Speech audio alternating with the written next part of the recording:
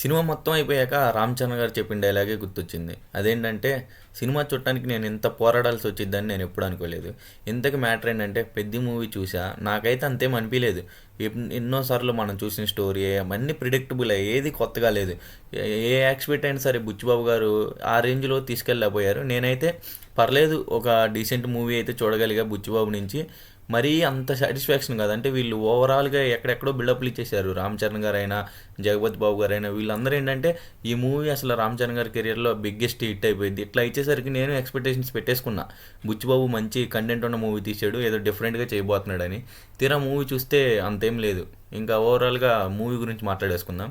Story line ఏం లేదు. ఊర్లో అల్లరి చిల్లరిగా తిరిగే అతను అన్ని గేమ్స్ ఆడుతూ ఉంటాడు.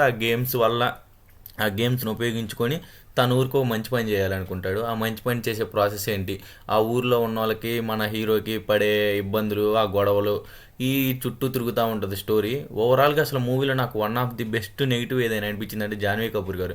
దేవరా మూవీలోనే తనకి అంత నెగిటివ్ వచ్చిన తర్వాత మళ్ళీ తననే ఎందుకు తీసుకున్నా నాకు అర్థం కావట్లేదు. ఆమె చేసే యాక్టింగ్ అదంతా చాలా క్రింజ్ అనిపించేసింది. అసలు చండాలంగా అనిపించింది నాకైతే ఆమె స్క్రీన్ మీద చూస్తున్నాను సేపు. ఆ డ్రెస్సింగ్ స్టైల్ ఏంటో బుచ్చిబాబు గారు అసలు ఏ ఆలోచించి చేసుకున్నారో కూడా నాకేం అర్థం కాలేదు. కొన్ని కొన్ని చోట్ల బుచ్చిబాబు గారు ఎమోషన్స్ చాలా బాగా పండించారు. ఎస్పెషల్లీ రామ్ చరణ్ గారి నుంచి, జగపతి బాబు గారి నుంచి one of the best performance అయితే తీసుకున్నారనిపించేసింది.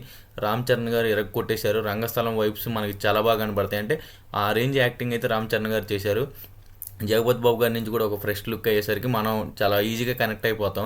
ఇంకంతే ఓవరాల్గా రొటీన్ స్టోరీ పెద్ద మనం మనం ఇది అసలు జరగదు, ఇది అన్ఎక్స్పెక్టెడ్గా జరిగింది అనుకోవడానికి ఏం లేదు.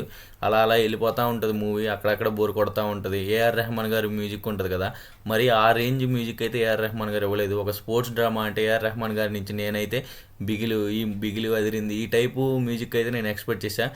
కానీ ఏఆర్ రెహమాన్ గారు నేను ఎక్స్పెక్ట్ చేసినంత తన స్టాండర్డ్స్కి తగ్గట్టు కొట్టలేకపోయారు. ఏదైనా కొన్ని ప్లస్ పాయింట్స్ ఉన్నాయంటే కుస్తీ పోటీలు కొన్ని బాగున్నాయి. దాని తర్వాత క్రికెట్ ఆడే దగ్గర కొంచెం బీజియం వస్తుంది, అవి కొంచెం పర్లేదు అనిపించేసింది. అదే ఓవరాల్గా నాకైతే ఒక డీసెంట్ మూవీ చూసే అనిపించేసింది. మూవీ మీరు చూసింటే మీకు ఎలా అనిపించిందో కూడా కింద కామెంట్ చేసేయండి.